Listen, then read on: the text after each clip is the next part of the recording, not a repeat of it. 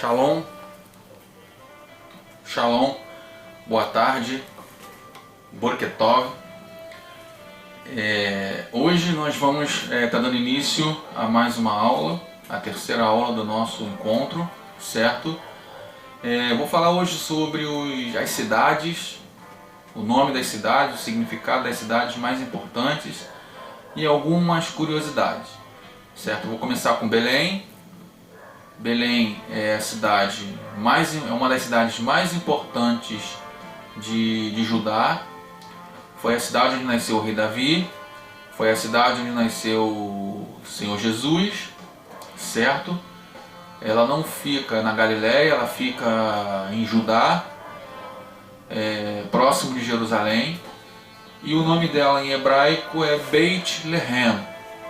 Beit Lehem. O que significa Beit Lehem? Beit Lehem significa casa do pão. A casa do pão é o nome, é o significado dessa cidade em português. Quando Jesus fala que eu sou o pão da vida, ele está dizendo que o pão da vida nasceu na casa do pão, certo? Que o pão da vida nasceu junto à casa do pão.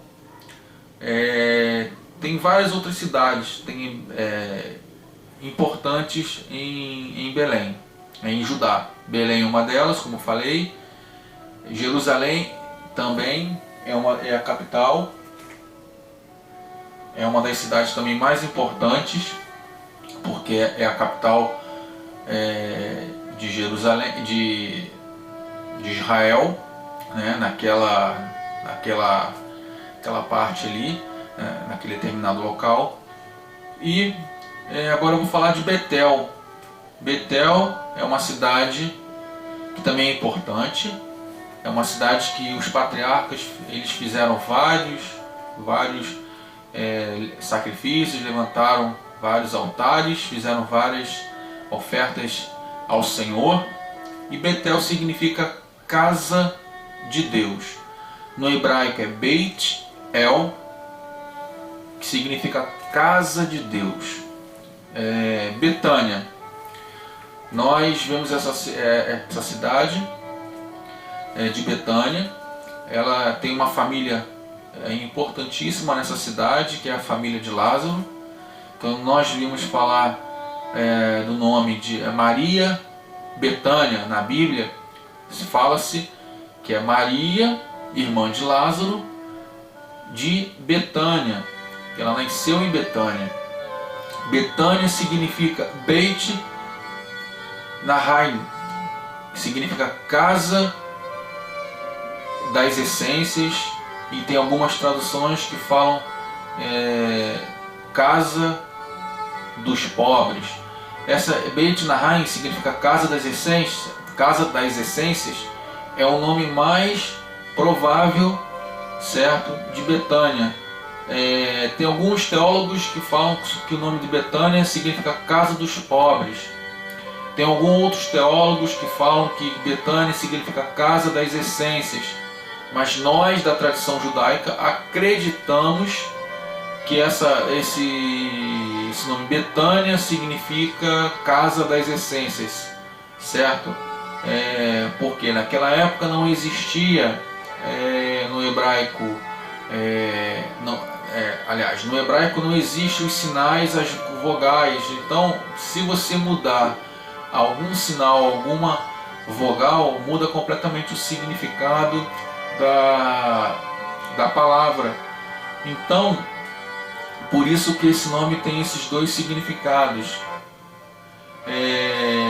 Cafarnaum, no hebraico, o nome é Kfar Nahum, que significa Vila da Consolação.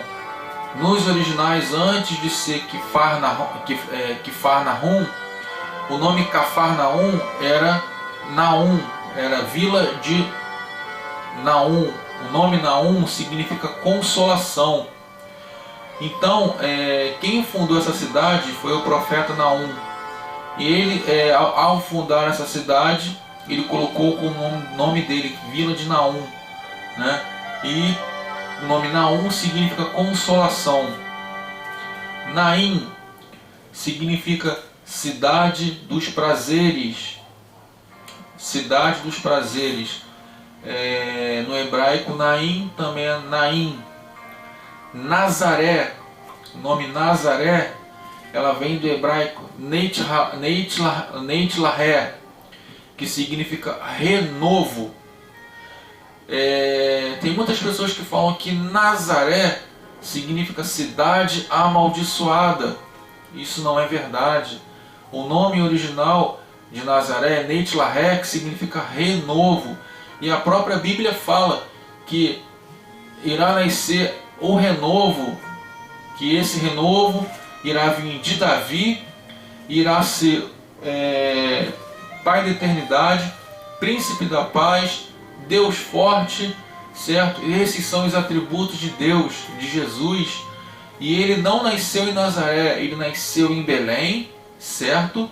E de Belém ele foi morar em Nazaré, certo? Tem uma passagem da Bíblia que, se me fala a memória, Natanael fala: poderia vir alguma coisa boa de Nazaré? Isso não quer dizer que Nazaré seja uma cidade amaldiçoada, ou seja uma cidade pobre, certo? Quando ele fala que poderá vir alguma coisa boa de Nazaré, porque Nazaré ainda era uma cidade, como a maioria das outras cidades, oprimidas pelo Império Romano e oprimidas pelo tetrarca Herodes Antipas. Então, era o povo que passava por grandes dificuldades, mas não era uma cidade miserável, não era uma cidade pobre, certo? Samaria, eu destaquei essa cidade de Samaria porque existe uma briga entre os samaritanos e os judeus.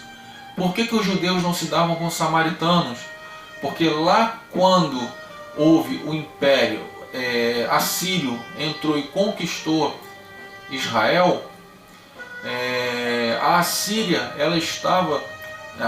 Samaria era a capital de Israel.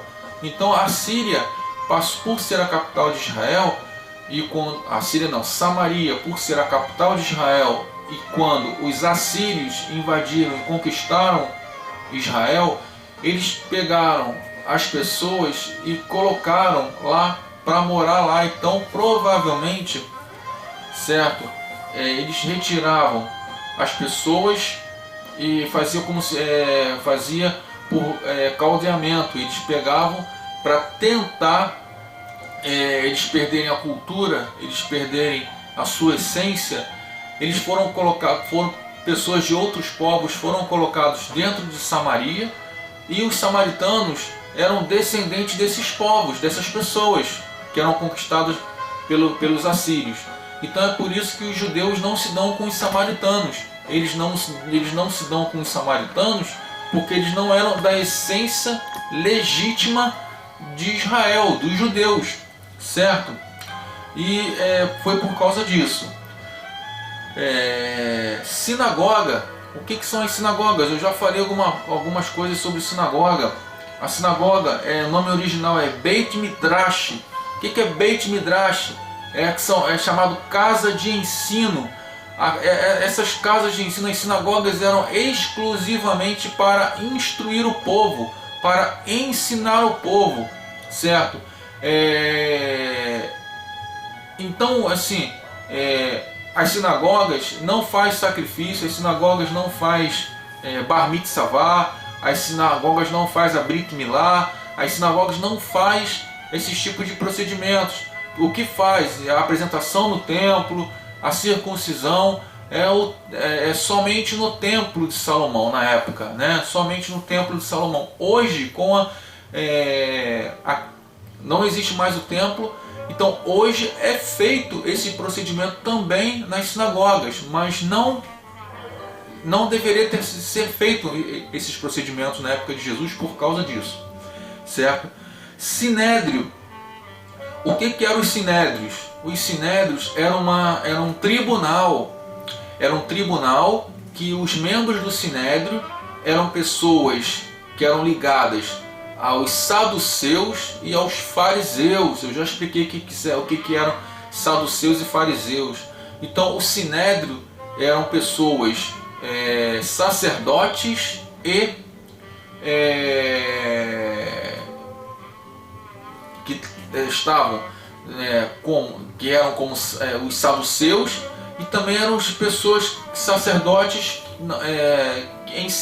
mestres da lei, né? Esse nome é o nome mais correto. Eram sacerdotes e mestres da lei. No Sinédrio existiam pessoas do povo, mas só que as pessoas que existiam do povo, que pertenciam ao Sinédrio, eram pessoas da alta sociedade. Pessoas simples, comuns, não faziam parte do Sinédrio. Por quê? Porque eles acreditavam que o Sinédrio eram pessoas que julgavam pelos seus próprios interesses, acreditavam, e isso acontecia realmente. Julgavam as causas pelo seu próprio interesse. Então o Sinédrio era uma espécie de tribunal. Jesus, quando ele foi levado ao Sinédrio, ele foi levado a um tribunal, ele foi julgado e sentenciado à morte pelo profeta, pelo sacerdote Caifás. Então, quando Jesus ele foi levado ao Sinédrio, o único intuito que ele tinha era de ser julgado e condenado, tá?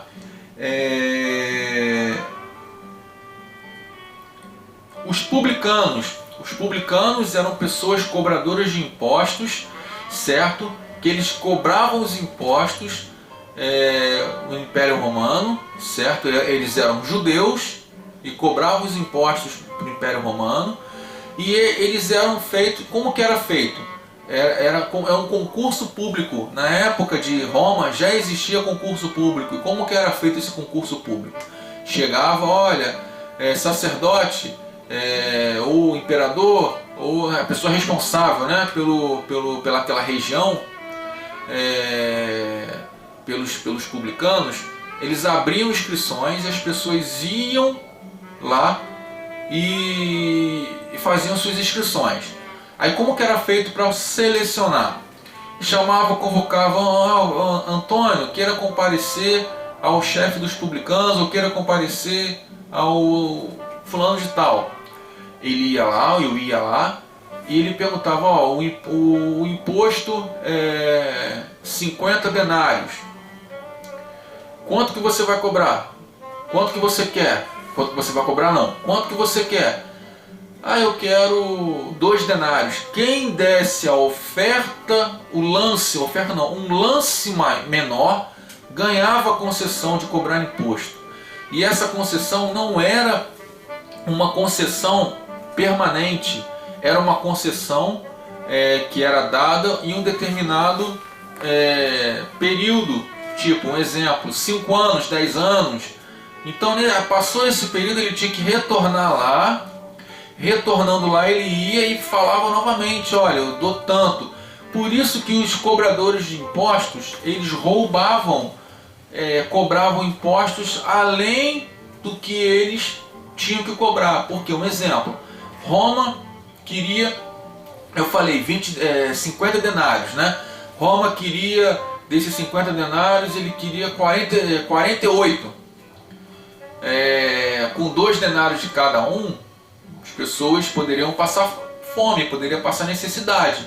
Então o que eles faziam? Eles cobravam, em vez de cobrar 50 denários, eles cobravam 60 denários. E entregavam 48 para Roma e ficavam com o restante, certo? Ficavam com 12 denários. Então ali eles tinham a sua necessidade, a sua função paga.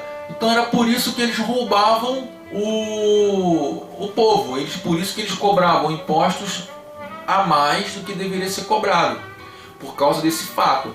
Então, gente, basicamente isso que eu tenho para falar para vocês, basicamente isso que eu tenho para passar, certo?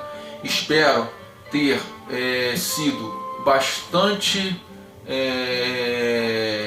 esclarecedor com essas 3 aulas que eu passei, que eu dei. Espero ter ajudado muito ao pastor Jonathan, espero ter ajudado muito a vocês a tirarem as dúvidas de vocês. Agradeço bastante por tudo, certo? E ano que vem estarei dando aula sobre o Pentateuco. Não deixem de fazer a aula sobre o Pentateuco, não deixem de fazer a aula do Panorama Bíblico, que vão enriquecer bastante vocês, certo? E vão trazer conhecimento muito importante, muito legal para vocês. Ah, e outra coisa, em relação aos cursos, certo? Procure a gente e certamente vocês serão abençoados, tá bom? Obrigado, amém, fiquem na paz. Shalom.